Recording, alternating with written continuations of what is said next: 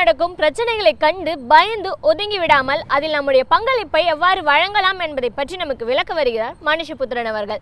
நம் விடையிலே நிகழ்ச்சியின் அடுத்த பகுதியாக வரவிருப்பது தீதும் நன்றும்.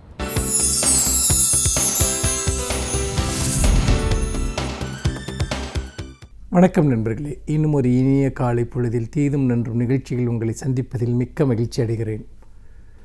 இந்த உலகத்தில் உண்மைக்கும் பொய்க்குமான வித்தியாசங்களை கண்டுபிடிப்பது அல்லது செய்திக்கும் வதந்திக்குமான வித்தியாசங்களை கண்டுபிடிப்பது தான் மிகப்பெரிய ஒரு சவால்.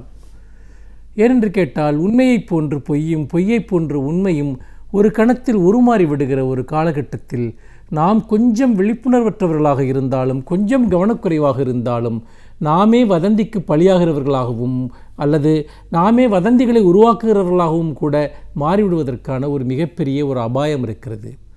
இன்றைக்கு மிகப்பெரிய ஒரு பிரச்சனையாக இன்றைய இணைய உலகில், அதுவும் இணையம் இவ்வளவு பெரிய ஒரு பிரம்மாண்டமாக வளர்ச்சியடைந்திருக்கக்கூடிய ஒரு உலகில் மிக முக்கியமான ஒரு சிக்கலான பிரச்சனையாக இருப்பது என்பது இந்த வதந்திகள் தான். இந்த வதந்திகள் என்பது உண்மையில் யாரால் எப்போது உருவாக்கப்படுகின்றன என்பதை நம்மால் ஒருபோதும் கண்டுபிடிக்க முடிவதில்லை. ஆனால் இந்த வதந்திகள் இப்போது தான் தோன்றினவா, அதாவது இதற்கு முன்னால் வதந்தி என்ற ஒன்று எந்த வடிவத்தில் இருந்தது என்பதை பற்றி நாம் யோசிக்க வேண்டும். முதலில் வதந்தி என்றால் என்ன? ஒரு உண்மை அல்லாத ஒரு தகவல் அல்லது உண்மையை போன்று தோற்றமளிக்கக்கூடிய ஒரு தகவலை திடீரென ஒரு பெரும் கூட்டமே நம்ப ஆரம்பிப்பது, அதை ஒட்டி பதட்டமடைவது, இதுதான் வதந்தி என்பது.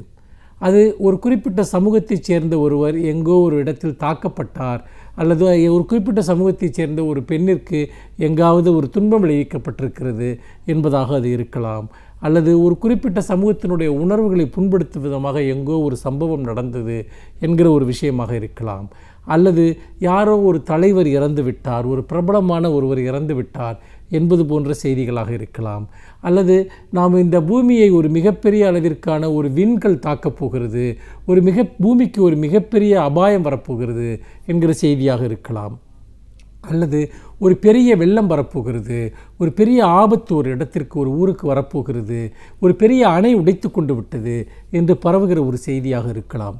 இப்படி வதந்தியினுடைய ரூபங்கள் என்பது வேறு வேறு. இந்த வதந்திகளுக்கு பின்னால் இருக்கக்கூடிய விஷயங்கள் எல்லாமே நீங்கள் நன்றாக கவனித்து பார்த்தீர்கள் என்றால் அது முற்றாக பொய்யாகவும் இருக்காது. நடக்க சாத்தியமுள்ள ஒன்று வதந்தியாக மாறுவதும் அல்லது எப்போதோ நடந்த ஒன்று மறுபடியும் நடக்கும் என்கிற மனித மனதனுடைய எதிர்பார்ப்பு அல்லது பயம் அல்லது சாத்தியம், இதுதான் வதந்தி என்பதாக பரவுகிறது. இந்த வதந்திகளை பரப்புகிறவர்களுக்கு அல்லது இந்த வதந்திகளை நம்புகிறவர்களுக்கு என்ன நோக்கம் இருக்கிறது என்பதை நாம் அறுதியிட்டு கூற முடியாது. பொதுவாக நான் சிறு வயதிலிருந்தே நிறைய வதந்திகளை நான் கேட்டிருக்கிறேன். எங்களுடைய ஊர் ஒரு சிறிய கிராமம். அந்த கிராமத்தில் திடீரென ஒரு வதந்தி பரவுகிறது. அது என்னவென்று கேட்டால், அந்த ஊரில் இரவில் ஒரு பூதம் வருகிறது. அந்த பூதம் மனிதர்களுடைய வீட்டு கதவுகளை தட்டுகிறது. அப்படி தட்டுகிற போது நாம் அந்த வீட்டு வாசலில் நாம் ஒரு பாத்திரத்தில் அல்லது ஒரு குடத்தில் தண்ணீர் வைத்திருந்தால் அந்த தண்ணீரை குடித்துவிட்டு சென்று விடும் என்று ஒரு வதந்தி பரவுகிறது. அடுத்த ஓரிரு நாட்களில் பார்த்தீர்கள் என்றால் எல்லா வீட்டு வாசல்களிலும் குடங்களில் தண்ணீர் இருப்பதை பார்க்க முடிந்தது. எப்படி ஒரு சமூகம் எந்த கேள்வியும் இல்லாமல் இதை நம்புகிறது என்று நான் சிறு வயதிலேயே மிகவும் யோசித்திருக்கிறேன். ஆனால் எல்லோரும் என்ன நினைக்கிறார்கள் என்றால், ஒரு 10 பேர் ஒன்றை நம்புகிற போது நாம் நம்பாவிட்டால் எங்கோ நாம் அதிலிருந்து அந்நியப்பட்டு விடுவோமோ என்கிற ஒரு உணர்வு பலருக்கும் வந்து விடுகிறது. இதைத்தான் ஒரு மாஸ் ஹிஸ்டீரியா என்று சொல்வார்கள். அப்படிப்பட்ட ஒரு மாஸ் ஹிஸ்டீரியா ஒரு ஊருக்குள் உருவாக்கப்படுகிறது. நாமும் கூட்டத்தில் சேர்ந்து கொள்வோம் என்கிற ஒரு உணர்வு. இந்த உணர்வு என்பது ஒரு சிறிய ஊருக்குள் இருப்பது வரைக்கும் அது பிரச்சனை இல்லை. ஒரு எல்லையில் தொடங்கி ஒரு குறிப்பிட்ட அளவிலான ஒரு விளைவுகளை ஏற்படுத்திவிட்டு அது மறைந்துவிடும்.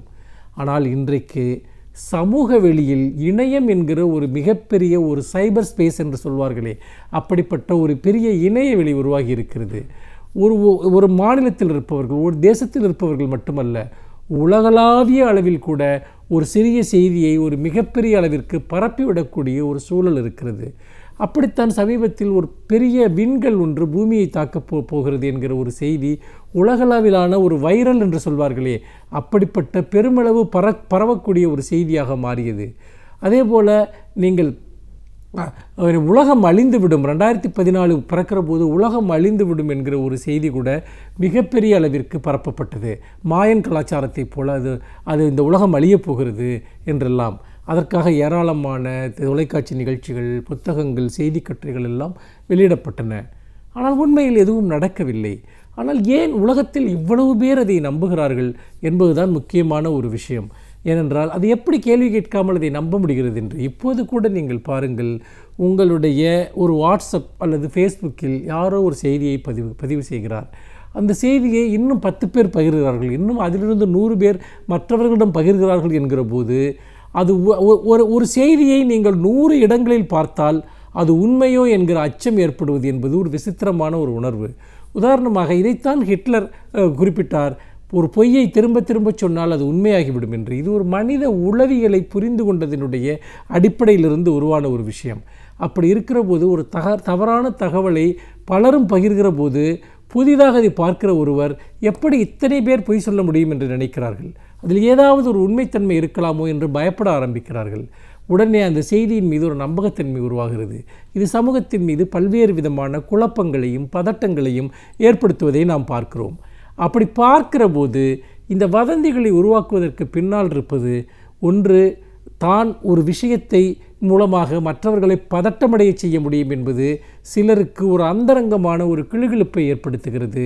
இன்னும் சொல்லப்போனால் சமூகத்தின் மீதான ஒரு விதமான ஹேட்ரட் உள்ளே இருக்கக்கூடியவர்களுக்கு, வெறுப்பு உள்ளே இருக்கக்கூடியவர்களுக்கு இதுபோன்ற செய்திகளை பரப்புவதில் ஒரு சுவாரஸ்யம் இருக்கிறது.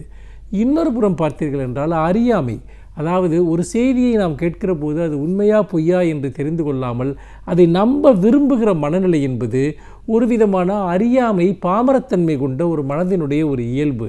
அந்த அடிப்படையும் பலரும் அந்த செய்தியை பகிர்வார்கள். இப்பொழுது கூட பாருங்கள், உங்களுக்கு ஒரு வாட்ஸ்அப்பில் ஏதோ ஒரு செய்தி வருகிறது என்றால் கண்மூடித்தனமாக அதை நீங்கள் பலருக்கும் அனுப்புகிறீர்கள். சமீபத்தில் அப்படித்தான் நான் ஒரு முகநூலில் ஒரு செய்தியை பார்த்தேன்.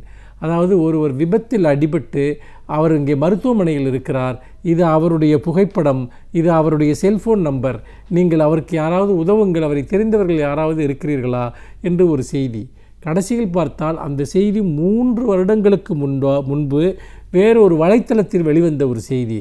அதை இப்போது நடந்தது போல எடுத்து பகிர்வது, அதாவது நிறைய ஒரு உடனடியான ஒரு கவன ஈர்ப்பு ஒன்று, மற்றவர்களை ஒரு பதட்டப்படுத்துவதில் ஒரு சுவாரஸ்யம்.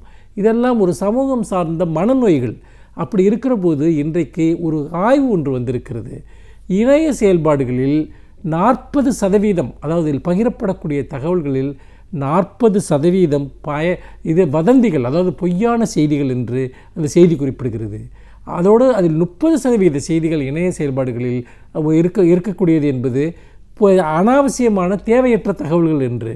ஆக 70க்கும் மேற்பட்ட செய்திகள், இணையத்தில் பகிரப்படக்கூடிய செய்திகள், சமூக வலைத்தளங்களில் பகிரக்கூடிய செய்திகள் பொய்யான தகவல்கள் அல்லது அனாவசியமான தகவல்கள் என்கிற போது நாம் கண்மூடித்தனமாக இதுபோன்ற இணையங்களை பயன்படுத்தி பொய்களை பரப்புவதில் நாமும் உடந்தையாக இருக்கிறோம் என்பது மிக மிக ஆபத்தான ஒன்று.